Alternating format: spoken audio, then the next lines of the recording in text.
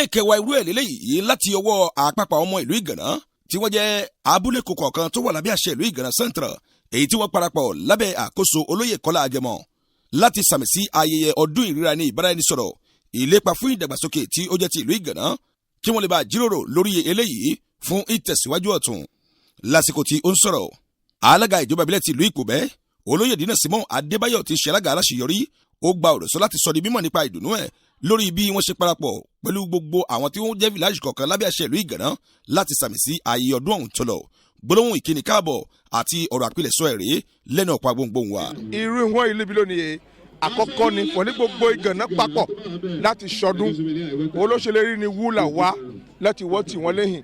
Ìgànná sì jẹ́ ojúlówó kan fún wa àwa ọmọ ẹgbẹ́ ẹlẹ́ṣin torí láti 2020 kàó lè Ìgànná ṣe fún wa 2023 kàó ni wọ́n ṣe fún wa donc wọ́n jẹ́ ìlú kan yóò mọ bí wọn nà wọn kò ṣe tàyítàyí àtọ́ ẹ̀ ló ṣe ìyẹn àríkàlì dèpúté wọ̀ níbí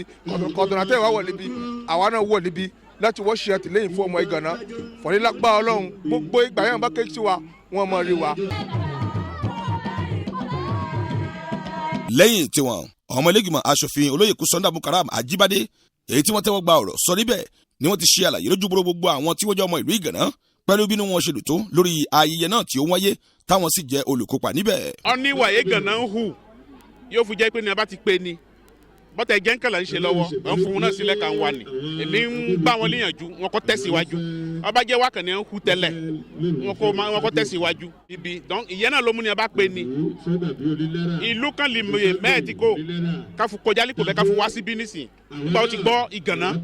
donc à ń gba gbogbo ọmọ Ìgànná léyànjú pé ìwà yẹn ń hù wọn kọ́ mọ́ fún sílẹ̀ wọn kọ́ máa tẹ̀síwájú. ọ̀kan pàtàkì nínú àwọn ẹgbẹ́ Democrat arákùnrin Adéwálé Olúwaṣẹ́gun Sad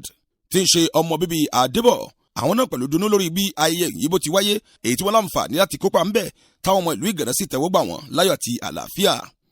lákòótán olóyè Kọ́lá Agẹmọ tí ó jẹ́ alága ẹgbẹ́ ìgbìmọ̀ tó darí ètò náà tí ó fi jẹ́ ṣíṣe àwọn náà pẹ̀lú bá iléeṣẹ́ wa sọ̀rọ̀ ẹgbọ́gbọ́lóhùn tí wọ́n sọ lẹ́nu ọ̀pá gbohùngbohùn Osolo TV. àdúpẹ́ lọ́dọ̀ Ọlọ́run kan lè hun yàrá òkè fún gbé ọdún náà kalẹ̀ ọwọ́ ìwà ti ń bà díẹ̀díẹ̀ a sì ń bẹ lọ́hùn sọ̀lí gbogbo ibi ọwọ́ ìwà kò tẹ̀ náà Ọlọ́run kò ṣe fọwọ́ ìwà kò tẹ̀. ìwé mò ń sọ fún ọmọ arrondissement Ìgànná lápapọ̀ ni pé alákọ̀ọ́kọ́ ni pé kán mú ẹlẹ́yàmẹ̀yà kúrò nínú ọ̀rọ̀ ìwà kán fún ìmọ̀ ṣọ̀kan ká lè ṣe iṣẹ́ fún ìdàgbàsókè ìlú ìwà ó ṣe pàtàkì kán fún ìmọ̀ ṣọ̀kan. àwọn lọ́balọ́ba lẹ́ẹ̀kan ló péjú pésẹ̀ síbi ayẹyẹ náà níbi tí wọ́n ti dunnú lọ́lọ́kọ̀ ọ̀jọ̀kan lórí bí ẹnu ṣe ṣọ̀kan lórí ìlú Ìgànná fún ìlépa ayọ̀ kí ìlú ọ̀hún kó túbọ̀ lè tòrò síwájú àti síwájú sí i. Kásùmù Ṣọlá ló ti ń jábọ̀ ìròyìn fún iléeṣẹ́ Osolo TV.